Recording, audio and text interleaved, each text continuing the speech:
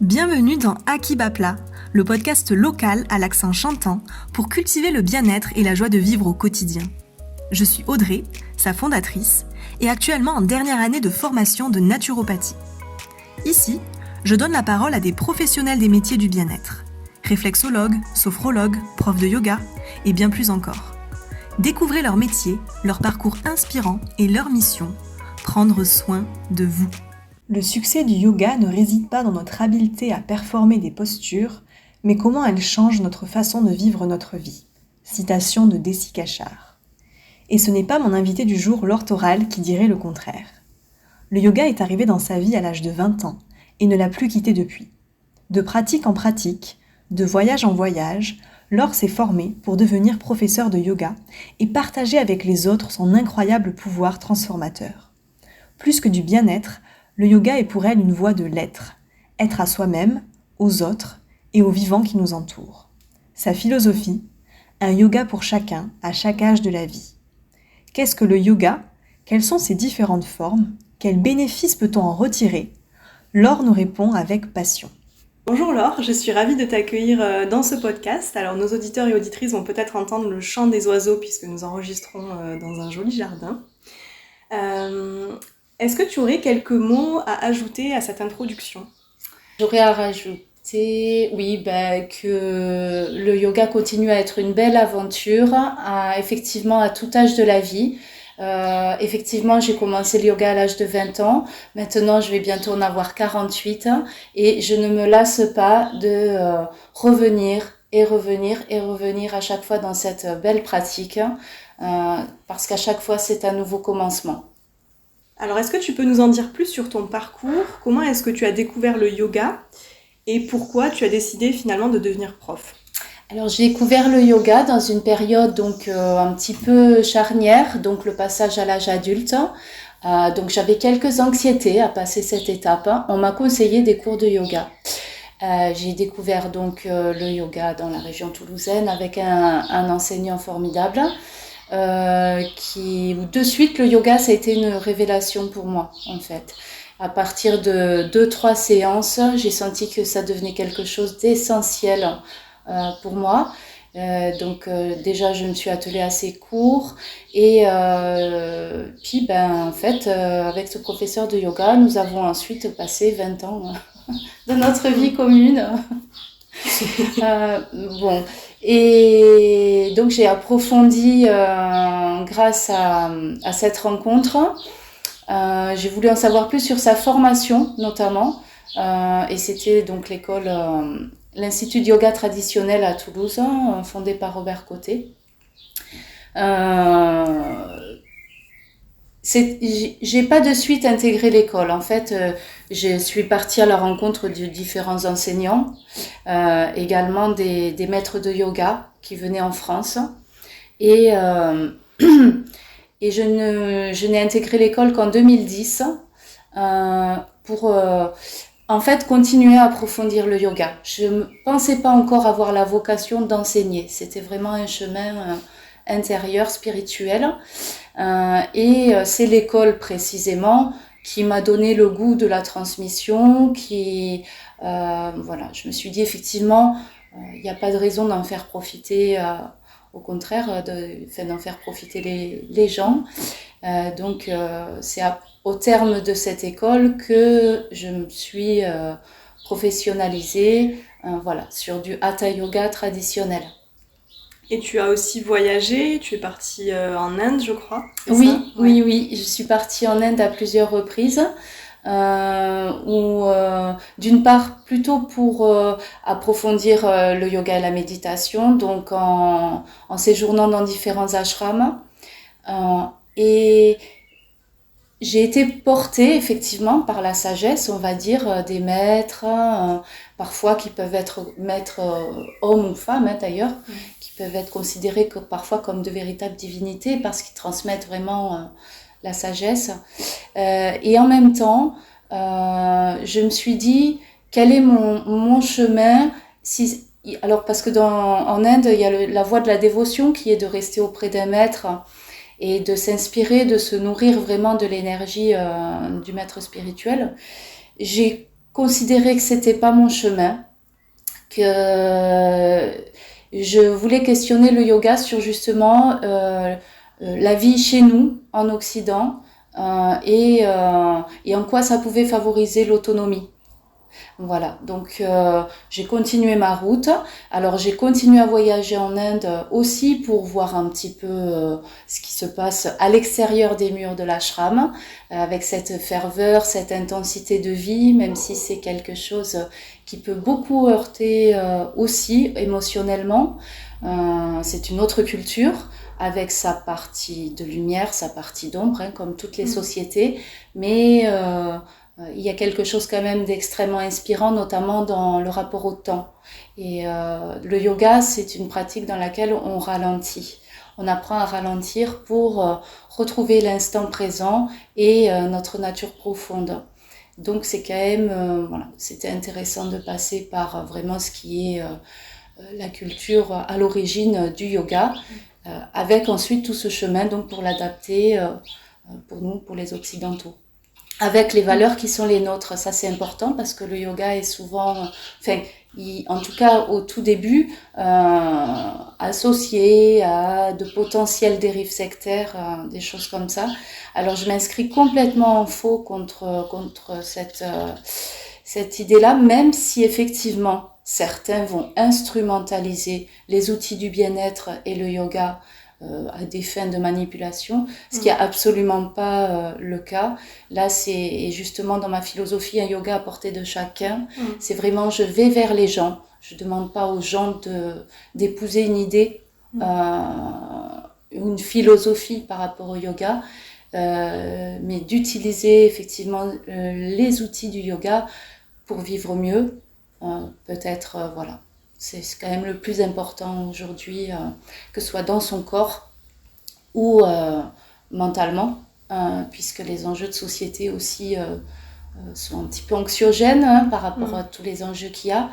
Et le fait aussi que le yoga rapproche énormément, non seulement nous rapproche de nous-mêmes et de notre corps, mais nous relie également aux autres, à ce qui nous entoure et à la nature.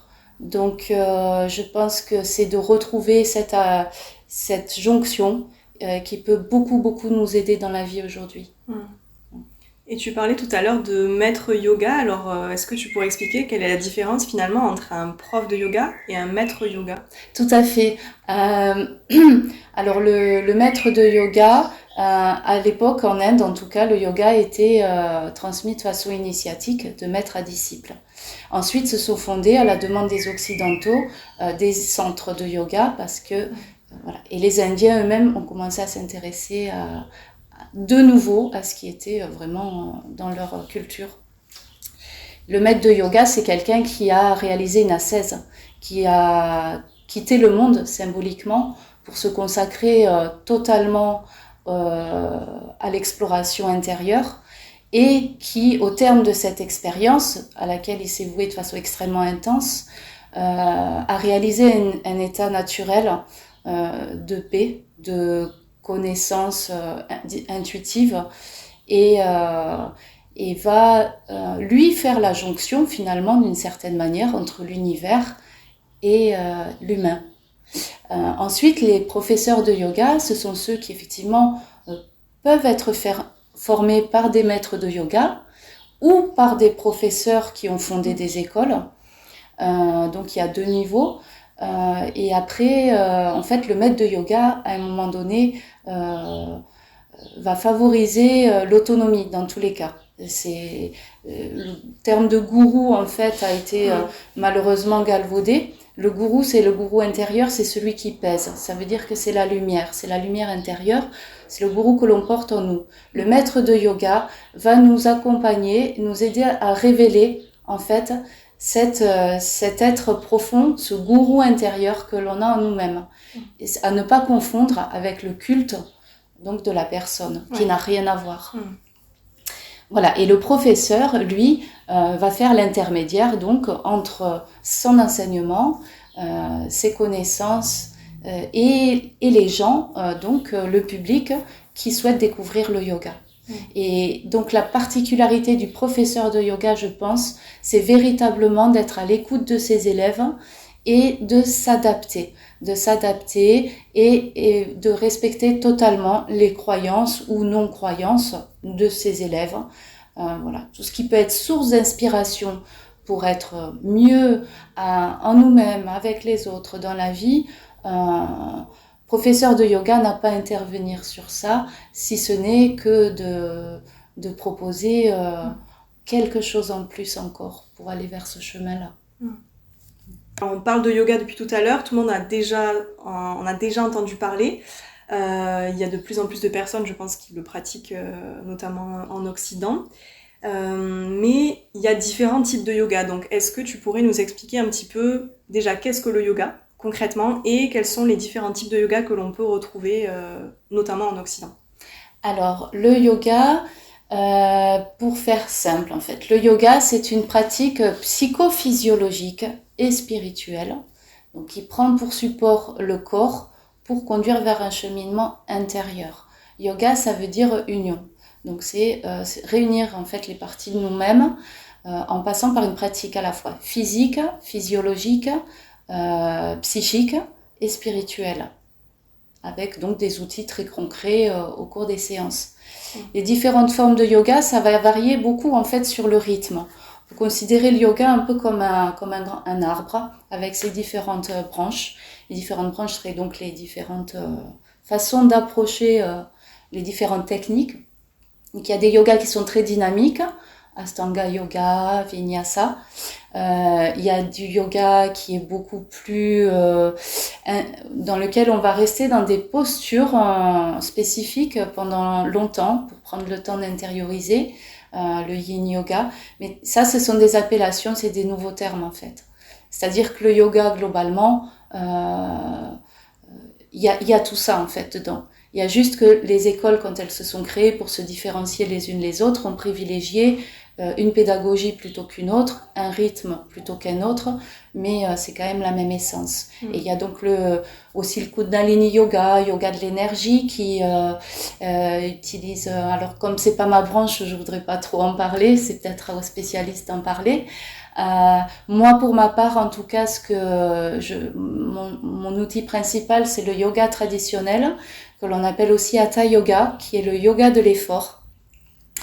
Et c'est yoga de l'effort pour parvenir au relâchement de l'effort beaucoup plus profond, voilà, pour voyager dans la conscience. Tu parles de yoga de l'effort, est-ce que tu peux développer ça un petit peu pour pas que voilà, les personnes qui nous écoutent aient peur un peu de ce mot effort qui parfois a une connotation un peu négative? Oui, tout à fait. Alors, c'est un yoga donc, qui repose sur la pratique physique pour commencer. Donc en fait, ce qu'on qualifie d'effort, c'est simplement une intention. C'est l'intention d'être présent dans la séance de manière active et consciente.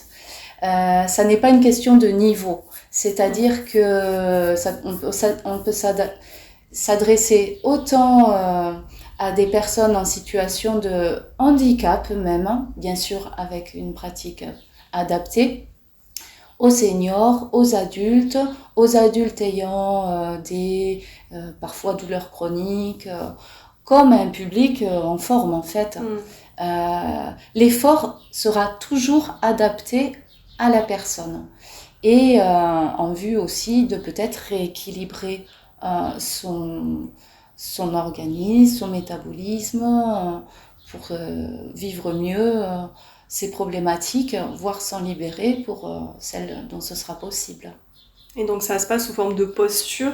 Voilà, comment se passe une séance par exemple? Alors quand on démarre une séance de yoga, en général, on prend un petit temps pour prendre contact avec sa respiration et se retrouver, pour quitter un petit peu l'agitation mentale et se créer un espace calme. Et dans cet espace, progressivement, on va effectivement s'installer dans des postures. Les postures en yoga s'appellent les asanas, sont codifiées. Chacune a une visée énergétique. C'est comme si avec le corps, on formait un diagramme dans l'espace. Et le fait de rester, on va modifier un petit peu la circulation énergétique à l'intérieur du corps. ce qui va favoriser le rééquilibrage. Ces postures, chaque posture elle a différents stades. Donc, on explore les différents stades et on voit ce qui est juste pour soi, ce qui est bon pour soi. Et si on est à l'aise, en fait, le principe d'une posture, c'est qu'il y a une petite exigence au départ, effectivement, et progressivement, on apprend avec le souffle, avec la présence à l'intérieur de la posture, à se détendre et la posture peut devenir véritablement un espace heureux. Tu as parlé tout à l'heure de différents publics, donc toi tu considères que le yoga ça peut s'adresser vraiment à tout type de public, que ce soit les personnes âgées ou des personnes en situation de handicap, etc. Il y a un yoga pour chacun en fait. Voilà, ça c'est quelque chose que je défends vraiment, c'est-à-dire c'est vrai qu'à l'origine le yoga pouvait s'adresser à des personnes qui sont déjà en pleine santé pour pouvoir effectivement faire un chemin extrêmement intense au niveau de la pratique. Mais nous, on n'a pas vocation à devenir des yogis, à quitter le monde, à s'isoler dans une grotte, à vivre dans des conditions d'inconfort pour se libérer.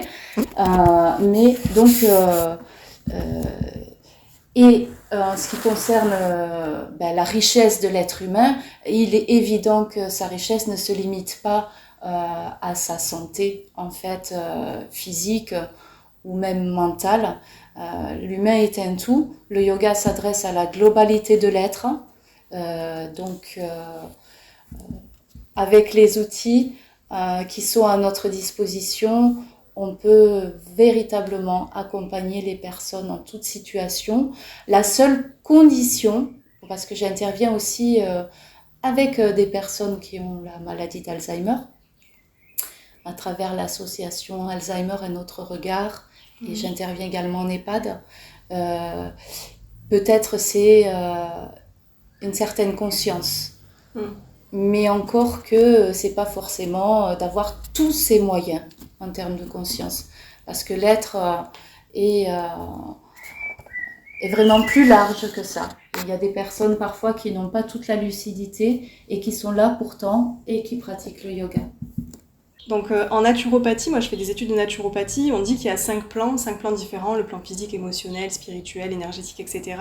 Il me semble qu'il y a ça également en yoga.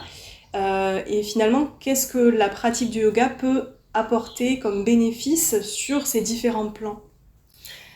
Alors comme effectivement, quand on dit que la pratique du yoga c'est une pratique globale sur la santé, effectivement c'est que ça concerne les différentes couches en fait qui nous constituent. Donc on a l'aspect le corps physique, le corps... alors, je vais peut-être pas donner les termes sanscrits, ouais. L'enveloppe physique, l'enveloppe énergétique, l'enveloppe mentale, l'enveloppe spirituelle. Et en fait, dans le yoga, on considère que le corps physique, c'est la dernière chose qui vient. C'est-à-dire que... de même que l'univers est né d'une densité dont on ignore un petit peu tout et progressivement la matière s'est déployée, dans le yoga il y a la vision de potentialité qui se développe dans l'univers pour progressivement engendrer toutes les formes de vie et les éléments. Donc notre corps est constitué de tout ça. Donc on va voyager, c'est pour ça qu'il y a le travail postural, mais il y a le travail sur la respiration. Il y a pour apaiser le mental, parce que le mental en yoga est considéré comme le lieu coordinateur des sens et il fait l'interface aussi avec toute la partie beaucoup plus profonde de l'être. Et dans la partie vraiment intérieure, il va y avoir la fonction supérieure du mental qui est celle qui favorise le discernement, l'intuition et qui nous conduit vers la sagesse et le reflet d'une conscience plus universelle. Et l'être lui-même, beaucoup plus indifférencié, qui est présent partout et qui nous relie. Voilà. Donc, le yoga va voyager, en fait, la pratique du yoga, à chaque séance, on voyage dans toutes ces différentes strates de l'être. Pour harmoniser, en fait, un petit peu toutes ces couches-là. Tout à fait, pour retrouver la jonction en fait entre toutes ces enveloppes et y amener, inviter la conscience vraiment à voyager dans ces différentes zones pour parvenir à un état paisible de clarté. Est-ce que tu aurais des anecdotes ou des témoignages de personnes qui ont assisté à tes cours, qui pratiquent avec toi et qui t'ont pu te faire des petits retours sur ce que ça leur apporte, ce que ça leur a apporté, etc. Alors, quand il s'agit de nouveaux pratiquants, en général, c'est vrai que j'ai eu certains retours de personnes qui sont surprises dans le fait de changer de rythme, qui parfois au départ le vivent pas toujours de façon très confortable parce qu'on est très habitué à être dans un monde où l'on s'agite beaucoup, où l'on nourrit nos tourbillons mentaux en permanence et cet espace de calme peut être un petit peu déstabilisant. Mais ce qui se passe en fait, c'est que, et c'est là la bonne surprise, c'est que passer ce petit moment d'appréhension, en général les retours des personnes c'est qu'elles ressentent un bien-être mais véritablement en profondeur et elles retrouvent un petit peu de confiance en elles, de confiance dans leur corps aussi quand parfois justement il y a eu des accidents, des maladies et qui sont surprises de voir à quel point le fait de pouvoir au cours de ces séances apaiser un petit peu le mental est source d'énergie en fait. Il y a une exigence dans le travail, à la fois on récupère énormément d'énergie, on abandonne les tensions psychiques et donc c'est la joie, je dirais en fait. La plupart des retours que j'ai, d'ailleurs je vois les visages se transformer entre le début de la séance et la fin de la séance, et ça fait partie moi de ce qui me réjouit le plus, c'est de voir des visages apaisés, des gens qui se sentent beaucoup mieux en fait.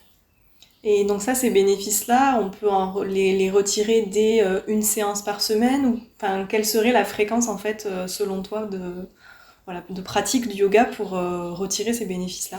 Alors ça dépend des personnes, on peut ressentir ça très vite, ou parfois il faut justement passer ce sas d'accepter le silence, d'accepter de se laisser un petit peu guider dans un rythme beaucoup plus lent. Et par contre, en fait, il y a l'expérience de cette joie et pouvoir la renouveler et peut-être espérer que justement elle s'étende un petit peu à nos autres domaines de la vie. Et pour ça, il n'y a pas de secret, il s'agit de pratiquer régulièrement. Je dirais 1 à 2 fois par semaine minimum. Alors on va passer à la pratique. Est-ce que tu aurais un petit exercice à donner à nos auditeurs pour cultiver la sérénité, pour se retrouver soi, pour se sentir mieux? Alors au cours de la vie quotidienne, c'est des petites astuces, c'est-à-dire quelle que soit l'activité qui vous occupe, la proposition ce serait se donner un temps spontanément pour ralentir ses gestes, ralentir son mouvement et reprendre contact avec son souffle. Simplement observer la respiration. Ça déjà, ça va vous permettre de voir que vous avez une existence autre que celle qui fait que vous êtes poussé par votre activité ou par vos relations. Et ça va vous aider à trouver justement aussi votre présence à vous-même. Et en ce qui concerne les postures, là c'est un peu plus délicat. Je pense que c'est vraiment important d'abord contacter un professeur de yoga. Il existe aussi des cours de yoga en ligne. Donc moi aussi j'en propose des cours de yoga en ligne, mais des petites séances d'1 demi-heure, c'est des petits modules d'1 demi-heure qu'on peut facilement adapter dans son quotidien, mais c'est bien de voir directement avec le professeur, parce que là je peux pas donner de conseils en termes de posture généraux, puisque chaque corps est différent et chaque histoire est différente. Donc plus sur la respiration et sur le fait de se donner du temps, se donner du temps dans quelques moments de la journée. Et c'est aussi la conscience en fait de ce que l'on est en train de faire, voilà. Tout à fait. Ça aussi. Voilà. Développer ce qu'on appelle alors, la pleine conscience, la méditation pleine conscience, c'est une appellation maintenant qui est contrôlée. Mais bon, ça ne nous empêche pas de parler de pleine conscience. Donc, c'est du yoga. C'est un des chemins du yoga. C'est le yoga de l'action. C'est-à-dire que le yoga ne se limite pas à ce qu'on va pratiquer sur un tapis pendant 1 heure ou 2 heures, mais vraiment à tous les champs de la vie. Donc voilà, prenez un petit peu ce temps, voilà, pour vous poser une assiette sur la table. Hop, d'un coup, vous ralentissez un petit peu le mouvement. Vous êtes en train de parler, vous êtes en train d'échanger. Hop, d'un coup, prenez attention à votre inspiration. Et expirez comme dans un long soupir. Et continuez votre route, continuez vos activités. Mais de temps en temps, marquez ce petit temps. Donc en fait, c'est comme des micro-temps où on revient à soi par cette respiration, où on est plus dans l'être que le faire finalement. Exactement. Comment on fait pour essayer un cours avec toi et où est-ce qu'on peut te retrouver en fait si on veut te suivre? Alors, déjà, j'ai un fil sur Instagram et sur Facebook, donc @yogaevi.lor, puisque mon entreprise s'appelle Yoga et Vie.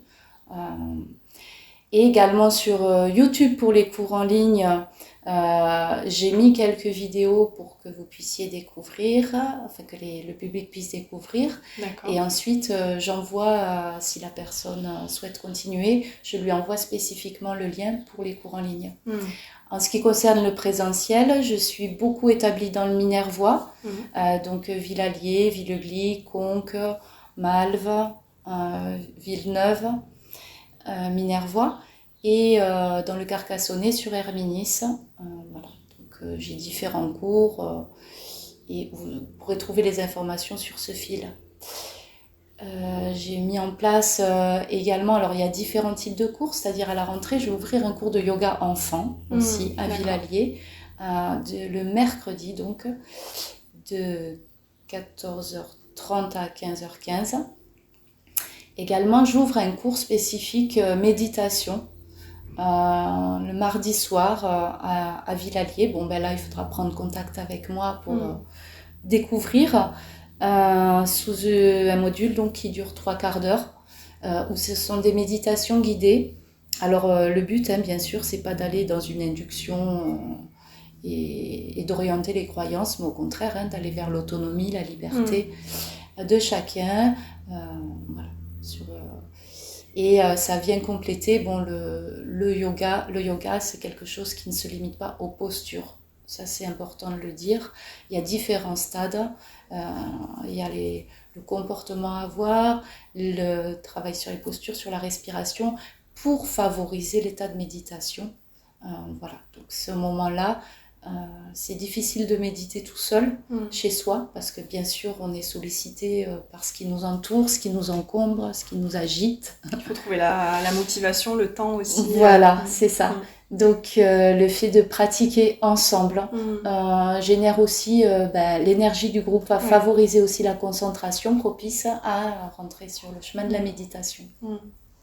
Et tu parlais du yoga enfant, à partir de quel âge les enfants peuvent venir à ce cours ? Alors, mon cours proprement dit s'adresse aux enfants entre 6 et 12 ans. C'est un cours que je vais limiter à 10 enfants pour préserver la qualité d'enseignement aussi et que vraiment chaque enfant en tire un maximum de profit. Donc, ce sont des cours beaucoup plus dynamiques et basés sur la bienveillance par rapport à eux-mêmes et à leur entourage pour aussi les aider à mieux vivre leur scolarité, et les accompagner pour progressivement les inviter à devenir le capitaine du navire. Mais le yoga s'adresse aussi à la petite enfance. Alors c'est un monde encore un petit peu différent. Là, on parle plutôt d'éveil au yoga. Donc il y a aussi la possibilité de s'adresser aux enfants dès la crèche. Voilà. Merci beaucoup Laure pour cet épisode. Est-ce que tu as quelque chose à ajouter, des petites choses qu'on n'aurait pas mentionnées et qui te tiennent à cœur de partager avec nous ? Je dirais que quelle que soit la pratique qui vient vous nourrir, comme le yoga est une proposition, le conseil vraiment que j'aurais à donner, c'est de s'engager, vraiment de suivre le chemin sur la continuité, c'est-à-dire qu'on est aussi un petit peu parfois à découvrir, à consommer, à passer d'une activité à une autre. Que ce soit le yoga ou une autre pratique, bien sûr, qui puisse venir vous nourrir, vraiment de le continuer sur la durée. Et là, vous construisez un véritable chemin et vous vous donnez des outils pour la vie. Donc vraiment la persévérance dans la pratique, en fait. C'est ouais. Ça. Ouais. Mais merci beaucoup pour cet épisode, c'était très riche. Merci à toi. Merci. C'était Akibapla, le podcast local à l'accent chantant pour cultiver le bien-être et la joie de vivre au quotidien. Retrouvez toutes les actualités sur la page Instagram dédiée. Et si vous avez aimé cet épisode, partagez-le avec vos proches. À très vite!